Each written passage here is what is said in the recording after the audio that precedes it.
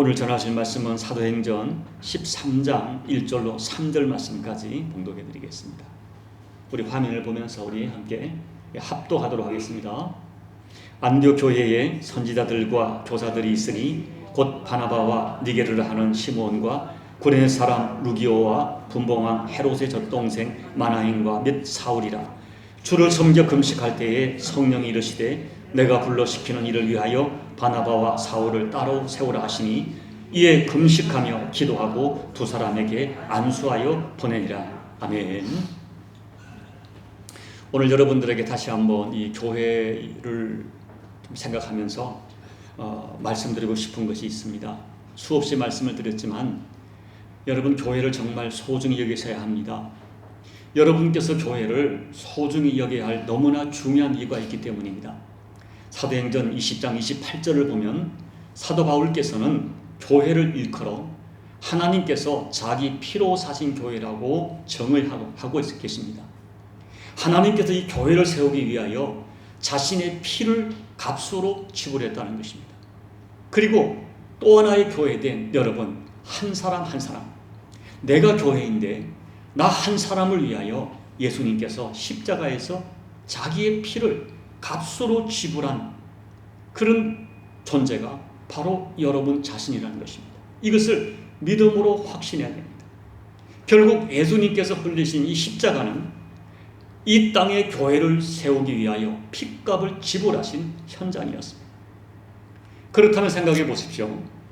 자신의 피를 값으로 주고 사셨으니 하나님께서 교회를 얼마나 사랑하시고 얼마나 아끼시겠습니까? 우리가 이 교회를 바라볼 때 성경이 말하는 교회의 본질에 대한 정확한 인식과 믿음을 가지고 있어야 합니다. 솔직히 보이는 교회는 인간적인 냄새가 많이 납니다. 우리가 예수를 믿고 있지만 사실 한 사람 한 사람 뜯어보면 실망스러운 부분 많이 있습니다. 그럼에도 불구하고 이 교회는 하나님께서 너무나 사랑하시는 존재예요. 자신의 핏값을 주고 샀기에 그 무엇과도 바꿀 수 없는 존재라는 이런 인식이 우리 가운데 필요합니다. 우리는 이 진실을 잊지 말아야 됩니다. 그렇기 때문에 주님을 정말 사랑하는 사람은 자연스럽게 너무나 당연하게 교회를 사랑합니다. 왜냐하면 이 교회는 주님께서 피를 값으로 주고 사셨기 때문입니다. 그리고 이 교회를 사랑하는 것이 주님을 사랑하는 최고의 표현입니다. 여러분, 사랑은 속일 수 없습니다. 주님 사랑하면 반드시 교회 사랑으로 나타납니다. 그리고 그렇게 교회를 사랑하다가 오히려 주님께 더욱 사랑받는 우리 인생이 되는 것입니다. 이것이 성경이 분명히 증언하는 원리입니다. 그렇다면 우리가 이 교회를 어떻게 사랑할 수 있을까요?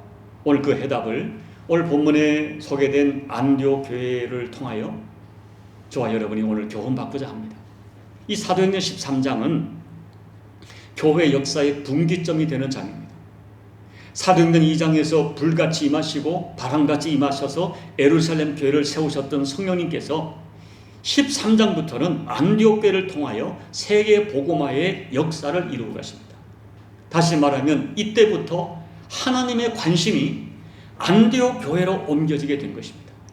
이 말은 하나님께서 예루살렘 교회를 버렸다는 말씀이 아닙니다. 그러나 분명한 사실은 이때부터 하나님께서 안디옥 교회를 교회 역사의 주역으로 사용하십니다. 오늘 본문은 안디옥 교회가 그렇다면 왜 세계 선교 역사의 흐름을 주도하는 교회로 하나님께 쓰임받게 되었는지를 알려주고 있습니다. 여러분, 11장에서 안디옥 교회에 대하여 설교를 드렸지만 안디옥 교회는 예루살렘 교회의 박해를 받아 예루살렘에서 흩어진 피나는 이름 없는 성도들이 세운 디아스포라 교회입니다. 흩어진 성도들이 그 열악한 환경 가운데 세운 안디옥 교회가 놀랍게도 기독교 역사상 최초로 그리스도인이라고 하는 칭호를 받게 됩니다. 예수 믿지 않는 교회 밖의 사람들이 안디옥 교회 성도들을 바라보면서 불러준 호칭이 그리스도인입니다. 왜냐하면 그 사람들에게서는 안디옥 교회 사람들에게서는 예수님 냄새가 났습니다. 그들에게서는 누가 보아도 예수님 때문에 사는 것 같았어요. 그들에게서는 예수님이 인생의 전부처럼 보였어요. 그리고 그들에게는 예수님 때문에 세상 사람들과는 너무나 확연하게 구별된 삶의 모습들이 그대로 나타났어요. 그래서 안디옥 도시 사람들이 안디옥 교회 성도들을 가르쳐, 야, 저 사람들 그리스도를 따르는 사람, 그리스도 안에 있는 사람, 그리스도인이라고 불러주게 된 것입니다. 이 사도행전 11장은 교회 밖에서 본 안디옥 교회의 모습을 기록하고 있습니다. 그런데 오늘 사도행전 13장은 교회 안에 일어났던 안디옥 교회의 실제적인 모습을 보여줍니다. 사도행전 11장의 안디옥 교회가 밖에서 본 모습이라면 오늘 13장은 교회 내부의 모습을 보여주는 것입니다. 이 교회의 모습을 보여주면서 이것이 하나님이 기뻐하는 교회다. 이것이 하나님의 촛대가 머물러 있는 교회의 모습이다. 그리고 이것이 너희가 배워야 할 교회라고 우리에게 가르쳐 주는 것입니다. 여러분, 거듭 말씀드리지만 예수님 진심으로 사랑하면 그 사랑 숨길 수 없습니다. 이 안디옥 교회 성도들처럼 교회 밖에서도 그 모습이 드러나고 교회 안에서도 주님을 사랑하는 그 모습이, 그 증거가 반드시 나타납니다. 주님께서는 우리 교회가 연약한 교회지만 안디옥 교회처럼 주님을 사랑하는 증거가 나타나는 진짜 교회이기를 기대하고 계신다고 저는 믿습니다. 그리고 여러분 한 사람 한 사람에게 정말 주님이 기뻐하는 참 그리스도인이 되기를 원하시는 그런 기대를 가지고 주님께서는 여러분을 주목하고 계신다고 저는 믿습니다. 그렇다면 오늘 안디옥 교회를 통하여 배워야 될 예수님 사랑하면 어떤 모습으로 우리에게 어떤 모습이 드러날까요? 첫째, 예수님을 사랑하면 하나 될 수 없는 사람들과 하나 되는 품성이 나타납니다.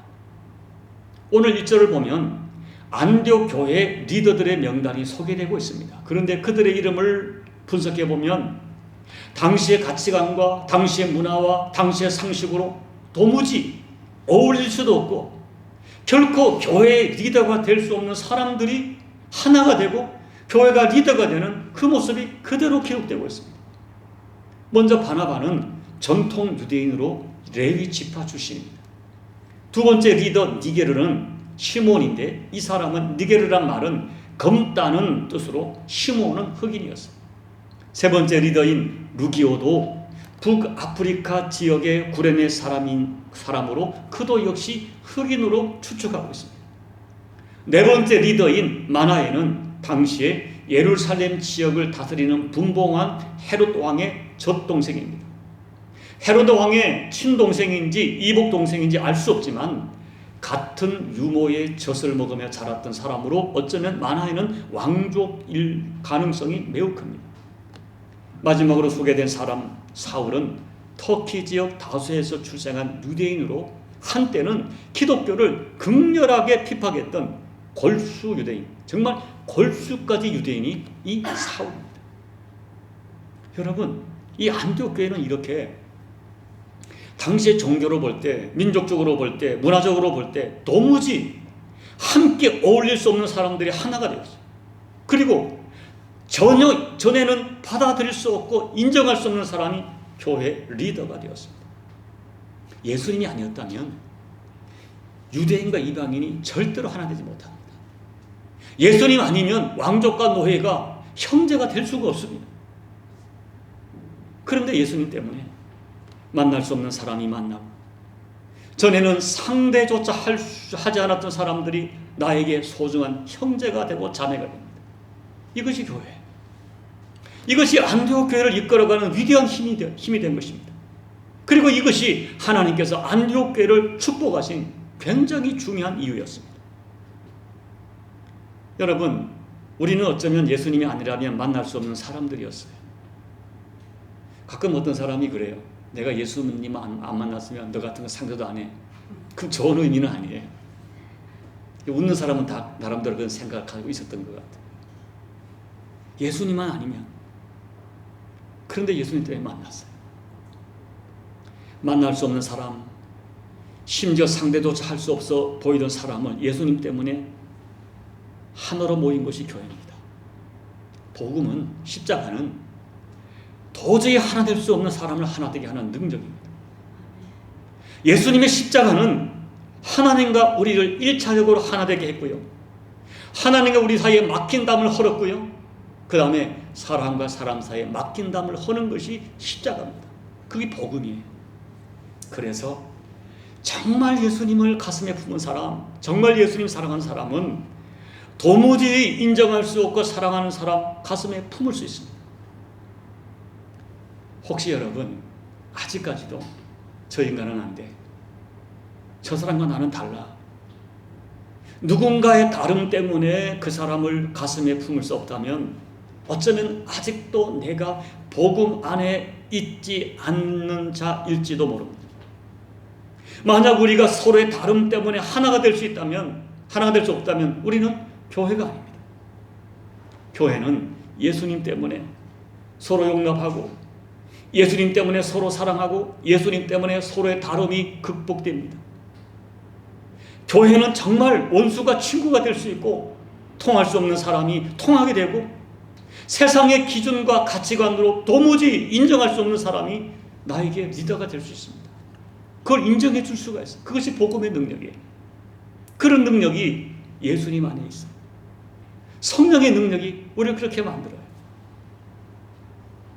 그런데 여러분, 문제가 뭡니까? 내가 예수를 믿고 있는데 잘 안 되는 거예요. 솔직히 내 가치관과 내 감정과 내 의지로, 또 내가 이만큼 공부했는데 내 학력으로 받을 수 없는 사람 받고, 사랑할 수 없는 사람 사랑한다는 것, 수없이 설교를 들었지만 우리에게 쉽지 않습니다. 쉽지 않은 정도가 아니라 어떤 경우는 전혀 불가능합니다. 저 사람만큼은 안 돼, 저 사람만큼은 도무지 나는 수용이 안 돼. 그런 사람이 있습니다. 그래서 주님께서 우리에게 성령님을 보내주셨어요. 내 힘으로 안 되니까, 내 의지로 안 되니까, 알면서 안 되니까 성령의 도우심으로 하나 될 수 없는 사람과 하나 되게 하고, 사랑할 수 없는 사람을 사랑하게 하십니다. 성령이 임재하시면 그것이 가능합니다. 교회는 성령의 능력으로 서로의 다름을 사랑으로 승화시키는 공동체가 교회입니다. 우리 서로를 가슴으로 받아서 진심으로 존중하고 섬기고 보고 싶어하고, 정말 저 사람과 밥 먹고 싶고, 그리고 가족 같은 마음이 드는 곳이 교회입니다. 여러분, 진심으로 부탁을 드립니다. 종교성으로 사랑하는 교회 생활, 내가 교회 다니기 때문에 속은 그렇지 않은데 겉으로 종교성으로 가식으로 하는 사랑, 여러분 그거 하나님 앞에 정리하셔야 돼요.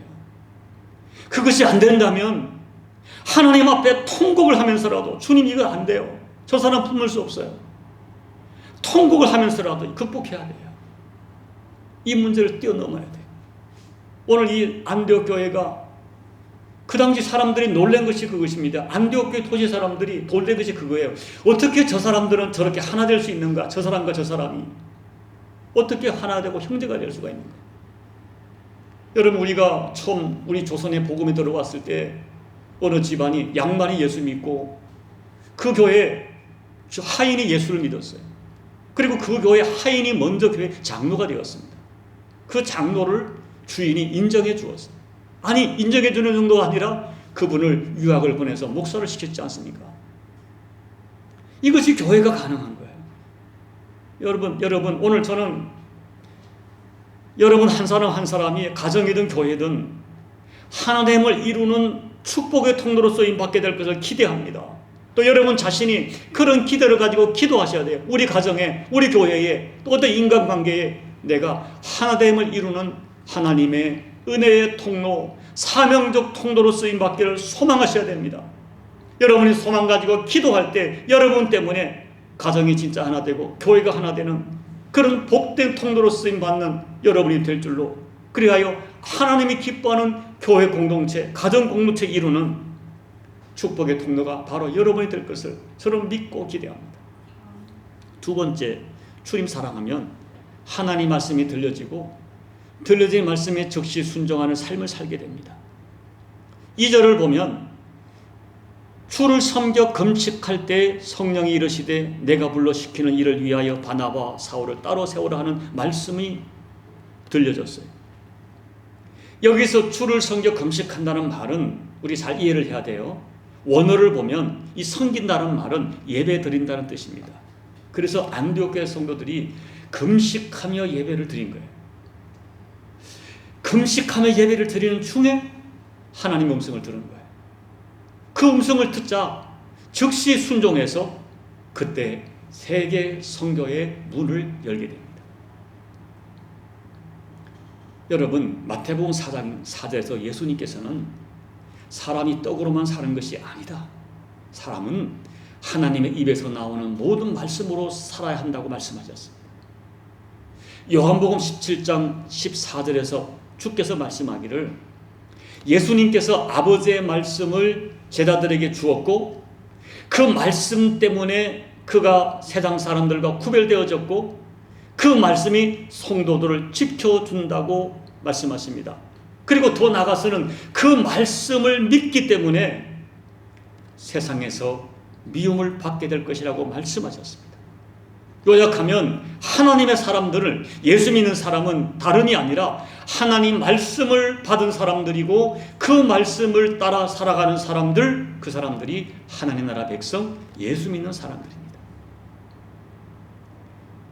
여러분, 우리도 예수님 믿기 전에는 하나님의 말씀을 몰랐어요. 우리가 말씀을 알기 전에는 세상 사람과 똑같은 가치관으로 살았습니다. 그런데 어느 날 이 말씀이 나에게 진리로 들려지는 것입니다. 말씀이 나를 움직이는 것입니다. 말씀이 내 영혼에 들려지면서 내가 죄인인 것을 깨달았어요. 그냥 죄인이 아니라 어떤 누구와 누구를 비교한 상대적 죄인이 아니라 내가 하나님 앞에 죽을 만큼 죄인인 것이 깨달아지는 거예요. 그래서 그 죄를 끌어안고 주님, 나는 죄인입니다. 어찌할꼬 통곡합니다. 말씀을 통하여 세상의 이성과 지성으로 도무지 이해할 수 없고 받을 수 없는 예수님의 십자가, 그 예수님의 십자가가 나의 죄를 위하여 대신 죽으신 대속의 십자가가 믿어지는 거예요. 믿어질 뿐 아니라 감격하고 감사로 십자가를 받습니다. 그리고 예수님을 나의 구세주와 내 인생의 주님으로 영접해요. 그리고 그때부터 우리는 예수님의 말씀처럼 떡으로만 사는 인생이 아니라 하나님 말씀으로 살아가는 인생이 되는 것입니다. 말씀이 나를 움직여갑니다. 여러분, 우리는 하나님 말씀이 없으면 나를 지킬 수가 없습니다. 말씀을 듣지 않으면 바른 인생을 살 수가 없습니다. 왜냐하면 우리는 우리의 본성상 잠시만 하나님 말씀을 듣지 않아도 곧바로 우리의 육체의 본성으로 살아가는 그 죄성의 지배를 그대로 받기 때문입니다. 그래서 모세는 신명기 4장에서 가나안에 들어간 이스라엘 백성들에게 이제가 너희가 가나안에 들어가면 오직 말씀으로 살아야 된다. 그리고 말씀하시기를 말씀만이 너희가 살 길이요 말씀이 너희 인생을 살려내는 지혜요 지식이라고 선포합니다. 여러분, 누가 복된 사람입니까? 하나님 말씀이 가슴으로 들려지는 사람이에요.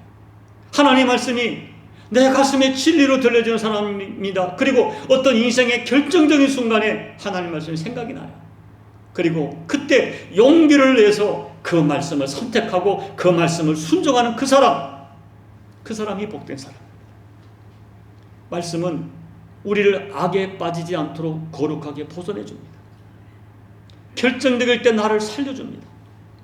이것을 알기에 교회는 말씀을 생명처럼 지켜왔고 성도들은 말씀을 내 인생의 절대 가치로 지켜가야 됩니다. 이 안디옥 교회는 말씀이 들려졌어요.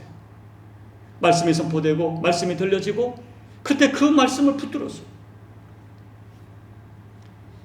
여러분, 내가 말씀을 순종하고 지키면 그때부터 말씀이 나를 살리고 내 가정을 살리고 교회를 보존해요. 그런데 우리들에게 문제가 뭡니까? 말씀이 지식으로 귀로는 들리는데 가슴에 잘 들리지 않아요. 말씀을 다 알아요. 모르는 것이 아니에요. 그런데 말씀이 내 가슴으로 들어오지 않아요. 사무엘상 2장에 당시의 대제사장 엘리 제사장 성전에서 제사를 집례하고 백성들에게 말씀을 가르치는 사람인데 정작 자신에게는 말씀이 들리지 않습니다. 이것이 엘리 제사장의 최고의 불행이었어요. 왜냐하면 말씀이 가슴에 들리지 않는 것은 하나님이 나와 멀어졌다는 증거요, 하나님이 나를 버릴 수 있다는 강력한 증거이기 때문입니다. 하나님 나라 백성은 말씀이 가슴에 들려야 돼요. 말씀에 감동이 있어야 돼요. 말씀에 찔림이 있어야 돼요. 이것이 하나님 나라가 백성이 살아가는 생존의 원칙입니다.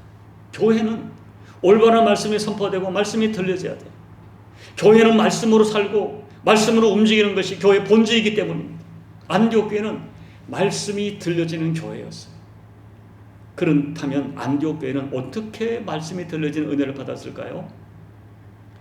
여러분, 오늘 짧은 말씀이지만 본문의 말씀을 묵상해 보면 이 박해를 피해 도망갔던 이 안디옥 교회, 안디옥 사람들이 전혀 생소한 도시에 가서 정착이 쉽지 않았어요. 아는 사람도 없고, 그래서 먹고 살 길도 막막했고 미래가 불안했습니다. 그때 11장 때 말씀을 드렸지만 그때 그들이 선택했던 많은 직업 중에 하나가 어떤 부잣집의 하인이나 식모로 들어갔어요. 그들의 삶이 많이 어려웠습니다. 그 당시는 그리스도인으로 산다는 그 자체가 고난 자체였어요. 그런데 여러분, 이 사람들은 고난 때문에 기도하지 않았습니다. 금식하지 않았습니다. 건강 때문에 금식하거나 먹고 사는 일 때문에 금식한 것이 아닙니다. 삶이 너무 어려워서 금식한 것이 아니에요. 어떤 상황에서도 하나님 없이는 살 수가 없었어요. 예수님을 떠나서는 살 수가 없었어요. 상황이 좋지 않았어요. 그래서 내 믿음을 버릴 수 없기에, 그 상황 가운데서도 예배를 포기할 수 없기에 그들은 금식하며 하나님께 예배했어요. 금식하며 예배한다는 것은 무슨 의미입니까? 하나님께 인생을 건다는 거예요. 하나님께 내 인생을 건다는 거예요. 그렇게 금식하며 예배드릴 때 성령의 음성이 들려지는 거예요. 여러분, 오늘 수많은 사람이 예배를 드리지만 다 하나님 받으시는 예배를 드리는 것이 아닙니다. 어떤 사람은 하나님 받으시는 예배자가 있는가 하면 성경에 말한 것처럼 그냥 교회 마당만 밟다가 가는 사람도 있습니다. 여러분, 성경을 보면 성경이 증언하는 역사의 진실이 있어요. 예배가 그 사람의 신앙의 수준, 진심을 드러내고 그래서 예배가 한 사람의 인생을 갈라놓습니다. 다윗은 목마른 사슴이 시냇물 찾듯 광야에서 하나님의 성전과 하나님께 드리는 예배를 사모하다가 그 자신과 그 후손이 너무나 큰, 말로 할 수 없는 하나님의 은혜를 입었어요. 엘리 제사장은 말씀드린 대로 대제사장이지만 자기가 예배를 인도하는 사람이지만, 오늘로 말하면 목사이지만, 자기가 예배를 인도하고 자기가 말씀을 증거하고 자기가 제사를 집례하면서도 자기는 그 예배의 마음을 담지 않았어요. 그래서 하나님께서 엘리에게 너가 예배를 멸시한다고 말씀합니다. 그래서 자신과 후손이 함께 버림받는 비극적 역사의 인물이 되고 말았습니다. 사람을 살리고 가정을 살리고 기업이 살아나는 비밀이 예배에 있습니다. 성도는 예배를 통하여 하나님을 높여드릴 뿐 아니라 예배를 통하여 하나님의 사랑을 고백하고 또 예배를 드리다가 하나님의 뜻을 분별하고 순종하는 인생을 살아가는 사람들이 예수 믿는 하나님 나라 백성들입니다. 그러므로 오늘 안디옥 교회에 금식하며 예배를 드렸어요. 그렇게 예배를 사모했어요. 그러다가 하나님 말씀을 들었어요. 여러분의 예배를, 우리 예배를 점검해 보시기 바랍니다. 안디옥 교회 성도들처럼 금식하는 절박한 심정으로 예배를 드려보십시오. 주의 음성이 들릴 것입니다. 하나님의 임재가 경험될 것입니다. 영과 육이 치료받을 것입니다. 셋째, 주님 사랑하면 가장 소중한 것을 따로 세워드리는 진짜 헌신을 하게 됩니다. 자, 2절을 다시 한번 읽겠습니다. 주를 섬겨 금식할 때에 성령이 이르시되 내가 불러 시키는 일을 위하여 바나바와 사울을 따로 세우라 하시니, 여기 따로 세운다는 말은 잘 이해하셔야 돼요. 하나님께서 안디옥 교회에 지금 물질을 요구하시는 것이 아니에요. 하나님은 5명의 안디옥 교회 리더 중에 2사람을 따로 세우라는 것입니다. 이 2사람을 선교사로 파송하도록 차출한 거예요. 그때 바나바와 바울 본인들도 충격을 받았을 것입니다. 요즘으로 말하면 그 교회 담임 목사, 공동 담임 목사예요. 그 다음에 안디옥 교인들도 충격을 받았을 거예요. 지금 너무 교회가 어려운 가운데 정말 부흥되고 있는데, 안정되고 있는데, 이 교회를 이끌어가는 핵심적인 리더인데 하나님이 두 사람을 아시아, 유럽을 위한 선교사로 보내라는 거예요. 파송하라고 말씀하시는 것입니다. 여러분, 이제 교회가 겨우 자립하기 시작했는데 선교하라니 주님 너무 빠른 것이 아닙니까? 하는 생각이 들었을지 몰라요. 그런데 하나님께서는 보낼 수 없는 자를 보내라 하시고 희생할 수 없는 것을 희생하라고 말씀하십니다. 그런데 안디옥 교회가 순종했어요. 3절을 제가 읽어드리겠습니다. 이에 금식하며 기도하고 두 사람에게 안수하여 보냅니다. 보낼 수 없는 사람인데, 너무 아까운 사람인데, 우리에게 소중한데, 아니 우리들의 최고의 리더인데 보내라 하니 그냥 보낸 것도 아니고 금식하고 기도하며 두 사람에게 안수하여 보냈어요. 안디옥 교회는 가장 소중한 것, 가장 귀한 것, 우리가 포기할 수 없는 그것을 하나님께서 헌신을 요청할 때 즉시 순종했어요. 진정으로 하나님께 순종하는 교회였고 진정으로 하나님께 헌신하는 성도들이었습니다. 이 교회가 흩어진 작은 디아스포라 교회가 결국 세계 선교를 주도하는 교회가 된 것입니다. 하나님께서는 안디옥 교회를 순종을 통해서 소아시아와 마게도냐와 유럽, 로마와 유럽을 복음화시켰어요. 저들의 헌신이, 저들의 순종이 엄청난 역사의 파장을 낳았어요. 제가 참 사랑하는 어느 성도님의 간증입니다. 언젠가 부흥 집회를 하는데 말씀이 본인에게 너무 강권하는 말씀으로 들렸답니다. 오늘 안디옥 교회 성도들이 받은 것처럼 어떤 것을 따로 세우라고 하는 말씀을 받은 거예요. 그런데 그 감동은 그 성도님이 쉽게 동의할 수 없는 너무나 심적인 부담감이 되는 그런 말씀이었기 때문에 말씀 받은 것이 분명한데 순종하기가 쉽지 않아서 소가리를 하고 혼자 기도하고 있었어요. 결국 그 부담감을 감당할 수 없어서 혼자 감당하기 힘들어서 아내 집사에게 자기가 받은 그 주님이 주신 감동을 말하는 순간 놀라운 일이 벌어졌습니다. 아내도 똑같은 감동을 받고 고민하고 기도하고 있었던 거예요.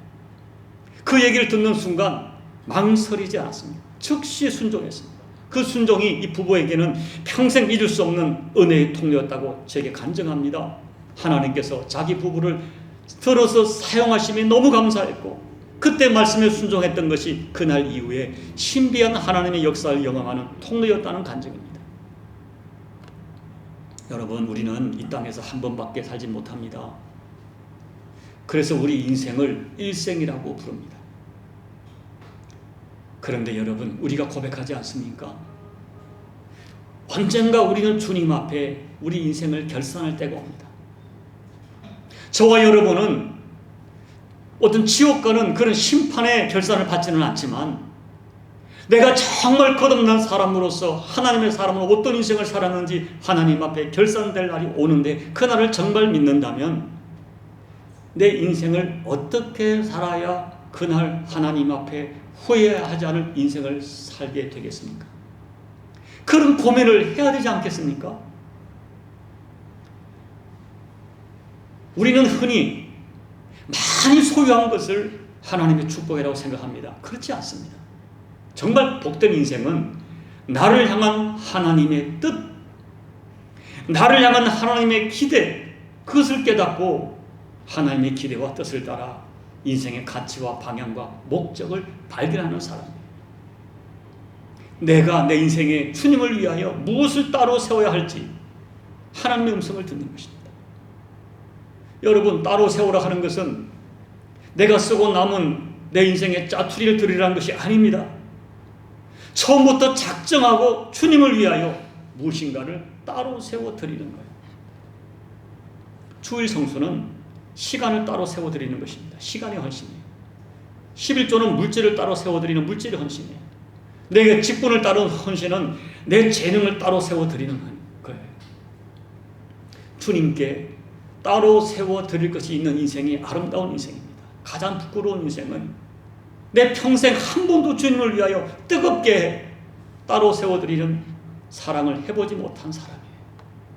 여러분, 사람과 사람을 사랑해도 내가 너무 사랑하면 내게 있는 짜투리를 들이지 못합니다. 내 인생에 따로 세워드리는 인생을 해요. 헌신을 하게 돼요. 어떤 사람은 평생 교회 생활을 손님처럼 합니다. 하나님께 가까이 다가가지 않습니다. 친밀하게 다가가지 않습니다. 그렇게 예수님을 정말 뜨겁게 사랑해보지 못하고 인생을 마감한다면 얼마나 후회스럽고 부끄러운 인생이 되겠습니까? 이제 말씀을 정리합니다. 안디옥 교회 교인들 쫓기며 살고 가난하고 힘들게 살았지만 시시하게 살지 않았습니다. 왜 그렇게 삶이 남다른 것일까요? 이유는 분명합니다. 그들은 예수님을 정말 진짜 사랑했기 때문입니다. 사랑은 숨길 수 없습니다. 그들은 진짜 예수님을 내 인생의 주님으로 섬기기 때문입니다. 그 믿음을 숨길 수가 없는 것입니다. 우리가 정말 예수님 사랑 안에 있으면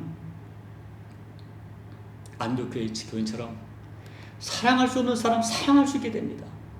예수님 때문에.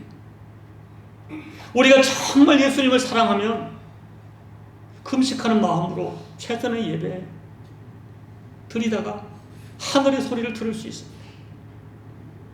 예수님 너무 사랑하면 내게 있는 소중한 것 따로 구별해 드리는 헌신을 할 수 있습니다. 그래서 하나님께서는 예루살렘에 있던 역사의 촛대를 안디옥 교회, 이 작은 디아스포라 교회로 옮기셨습니다. 그 안디옥 교회를 통하여 세계 역사를, 세계 선교 역사를 주도하도록 그 안디옥 교회와 바울을 통하여 유럽을 변화시켰습니다. 저는 저와 여러분의 인생과 가정이 하나님의 촛대가 머물러 있는 그런 인생과 가정이 되기를 진심으로 소망합니다. 이를 위하여 예수님 정말 사랑하셔야 됩니다. 예수님은 나를 사랑하사 나를 위하여 십자가에서 자신의 피를 값으로 지불하셨습니다. 그 믿음이 참이라면 어떻게 우리가 예수님을 사랑하지 않을 수 있겠습니까? 예수님 사랑하면 그 사랑이 내 삶의 증거로 드러납니다. 그 결과 여러분의 인생, 여러분의 가정, 여러분의 기업에 하나님의 촛대가 머물러 있게 됩니다. 이 복된 삶을 살아내시는 저와 여러분 꼭 되시기를 예수님 이름으로 축복합니다. 아멘. 우리 말씀을 생각하면서 함께 기도하겠습니다. 안디옥 교회 교인들은 하나님을 너무 사랑해서 그 사랑이 교회 밖의 사람들에게 증언되고 교회 안에 아름답게 드러냈습니다. 예수님 때문에 하나 될 수 없는 사람들이 하나 되는 역사가 일어났고 사랑할 수 없는 사람을 사랑하는 역사가 그들에게 일어났습니다. 예수님 사랑하기에 금식하며 예배드리다가 하늘의 소리를 듣는 은혜를 받았습니다. 예수님 사랑하고 하나님 사랑하여 따로 세우라는 성령의 말씀을 통하여 바울과 바나바를 세계 최초로 선교사로 파송해서 세계 선교 역사를 주도하는 교회가 되었습니다. 오늘 말씀을 생각하면서 주님, 내가 주님을 사랑합니다. 사랑하는 주님을 위하여 어떻게 살아야 될까요? 나도 하늘의 음성을 듣게 도와주십시오. 우리 함께 이 시간 기도하며 나가시겠습니다. 아버지 하나님 고맙고 감사합니다. 오늘 저희가 말씀을 통하여 하나님 앞에 엎드려서 다시 한번 우리 자신을 바라봅니다. 아버지가 내가 너무 우리에게 절실합니다. 주님, 나 같은 죄인을 위하여 십자가에서 피를 주신 예수님의 십자가 사랑을 우리가 믿고 고백하고 찬양하고 있는데 그 사랑이 내게 어떻게 증거되고 있는지, 내가 주님을 어떻게 사랑하고 있는지 자신에게 정직한 영으로 자신을 돌아보게 도와주시고 하나님 앞에 우리 인생을 다시 돌아보아 아버지가 기뻐하는 삶을 회복할 수 있도록 도와주십시오. 아버지 도와주십시오. 내가 예수님 사랑하는 모습이 삶이 내 삶을 통하여 증언될 수 있도록 도와주십시오. 아버지 도와주십시오. 하나님 아버지, 안디옥 교회 교인들은 예루살렘에서 쫓겨난 디아스포라 교회였지만 그들이 정말 예수님 사랑했기 때문에 그 예수님 사랑함을 숨길 수가 없었습니다. 예수님 때문에 도무지 받을 수 없는 사람, 하나 될 수 없는 사람들과 하나가 되고 그들을 받고 수용하고 사랑했습니다. 예수님 사랑하기 때문에 금식할 정도로 예배드리다가 하늘의 소리를 듣는 영의 귀가 열렸습니다. 예수님 사랑하기에 우리 가장 소중한 사람들을 따로 세워서 파송할 수 있는 절대 헌신을 들 수가 있었습니다. 아버지, 이 안디옥 교회 성도들의 믿음이 우리의 믿음이 되게 도와주십시오. 나 같은 죄인을 위하여 십자가에서 피 흘려 핏값으로 나를 사신 예수님의 사랑을 믿을진데 내가 그 사랑에 어떻게 반응하며 그 사랑을 어떻게 갚아드려야 될지 생각하면서 예수님 사랑에 합당한 사랑의 증거를 드러내는 우리들의 인생 여정이 될 수 있도록 은혜 베풀어 주옵소서. 예수님 이름으로 축복하며 기도하옵나이다. 아멘.